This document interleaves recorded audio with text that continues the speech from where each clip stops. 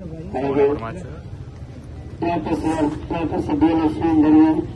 అందరికీ దేవుని సందర్భంగా కూడా మీడియా ప్రతినిధులకు అందరికీ కూడా రవాణా శాఖ తూర్పుగోదావరి జిల్లా తరఫున ధన్యవాదాలు తెలుపుకుంటూ ఈరోజు ఈ కార్యక్రమాన్ని ఇక్కడ ఏర్పాటు చేసుకున్న ఆవిష్కారం నుంచి ఈ యొక్క జీఎస్టీ వల్ల తగ్గించడం వల్ల కలిగేటటువంటి లాభాలు ఏంటి, మనకి పూర్వం ఎలా ఉండేది, ఇప్పుడు ఎలా ఉండేది, ఇంకా ఈ కార్యక్రమాన్ని అవగాహనలో భాగంగా ఈరోజు మనకి ఇక్కడ చెప్పడం జరుగుతుంది. అందులో భాగంగానే ఈ రోజు మనం గౌరవ ఎమ్మెల్యే గారు చెప్పిన ఈ కార్యక్రమాన్ని ప్రజల్లోకి తీసుకువెళ్లి మన చైతన్యపరచాలి. మొదల ఈ చైతన్యపరిచే చైతన్యపరచడంలో భాగంగా మన ఎమ్మెల్యే గారు ముందుండి నడిపిస్తున్నందుకు చాలా ఆనందంగా ఉంది. అలాగే ఈ యొక్క కార్యక్రమాన్ని ఉద్దేశించి మన సందర్శకులు గారు కొంచెం గారు ఆయన సందేశం ఇచ్చిన తర్వాత దీనివల్ల కలుగుతున్న మార్పుల గురించి వివరించి చెప్పారు. అది విన్న తర్వాత ఆయన ఫ్లాగ్ చేస్తే మన వాకదాన్ని చాలా డిసిప్లిన్ గా ఇలాంటి ఒకసారి చెప్పారు, నలుగురు ఒక వరుసలో వెళ్తా లాలచేరం వరకు వాకదానం చేసుకుంటే వెళ్ళాం. మన వెనుక వెహికల్స్ వస్తూ ఉంటాయి, అంతేగాని గుంపులు వేస్తూ వచ్చినట్టు రోడ్డు మీద ట్రావెల్ చేయొద్దు. మనం చేసే కార్యక్రమం చక్కగా చేసి మంచి పేరు తెచ్చుకుందాం.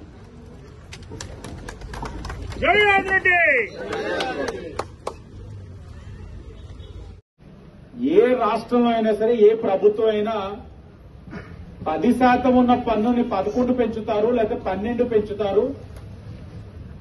లేకపోతే 1, 2 పన్ను మీరు అందరూ కూడా రోడ్డు మీదకి వస్తే కార్మికులు నిరసన తెలియచేస్తే అరకొర 1, 2 పన్నులు తగ్గిస్తారు.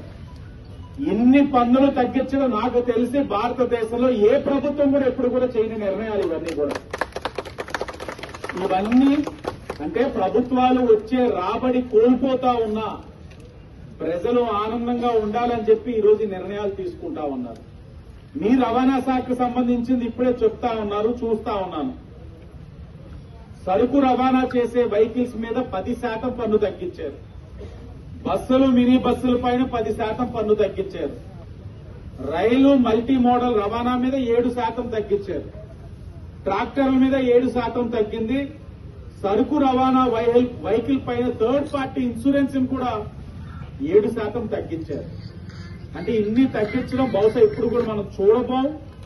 భవిష్యత్తులో ఒకవేళ మరలా ఎలాంటివి జరిగింది అని అంటే అది ముమ్మాటికి కూటమి ప్రభుత్వమే చేయగలదు తప్ప ఇంకెవరో కూడా చేయలేదు. మీరు మొన్ననే మీ అందరికీ కూడా ఈ రాష్ట్ర ప్రభుత్వం మీకు వాహన మిత్ర కింద డబ్బులు జమేయడం జరిగింది. అలాగే మీకు గతంలో పన్ను ఉండేది, దారుణాతి దారుణంగా పెంచేశారు. 2 లక్షలు ఉందనుకుంటా. ఆ పన్నును కూడా తగ్గిస్తూ 3,000కి తగ్గించి దాన్ని 1,500 కట్టుకునే వెసులుబాటు కూడా ఈ ప్రభుత్వం చేస్తా ఉంది. మీరు ఇవన్నీ కూడా గమనించి ఇచ్చిన లాభాన్ని పొందుతూ మీ వృత్తిపరంగా ఏదైతే చేయాలో కార్యక్రమాన్ని ఆనందంగా సంతోషంగా చేయాలని మీ అందరినీ కూడా కోరుకుంటూ ఈ అవగాహన తెలియచేయాల్సిన కార్యక్రమాలు తెలియచేయాల్సిన బాధ్యత ప్రతి ఒక్కరి పైన ఉంది. కూటమి ప్రభుత్వంగా శాసనసభ్యుడిగా మా కూటమి నాయకులందరూ ఇప్పటికే ఇంటింటికి వెళ్లి ఇవన్నీ కూడా చెప్తా ఉన్నాం. కానీ మేము చెప్పేవి వేటి గురించి ఏంటంటే నిత్యావసర ధరలు, ఇంటిలో వాడే వస్తువులు, మందుల గురించి, ఇన్సూరెన్స్ గురించి చెప్తా ఉన్నాం. కానీ ఈ వాహనాల్లో ఇంత మేలు జరిగే విధంగా తగ్గించిన ధర గురించి వాహనాల రేట్లు తగ్గినాయి, సేల్ పెరుగుతా ఉందని చెప్తున్నాం. కానీ ఈ మాదిరిగా తగ్గిందన్నది మాకు కూడా తెలియదు. కాబట్టి ట్రాన్స్పోర్ట్ డిపార్ట్మెంట్ వాళ్ళని అందరూ కూడా మనస్ఫూర్తిగా అభినందించాలి.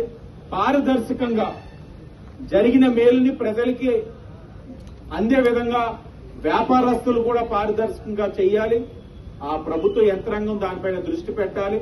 చాలా మంది స్వచ్ఛందంగా వచ్చి చేస్తా ఉన్నారు.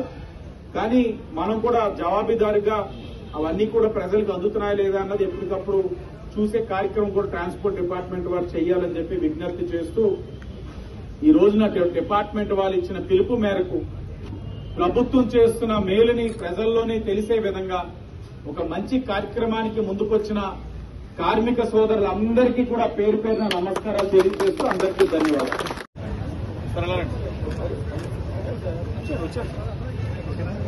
ఓకే, స్టార్టింగ్ లిఫ్ట్ చేస్తాం. Okay sir. అందరూ కూడా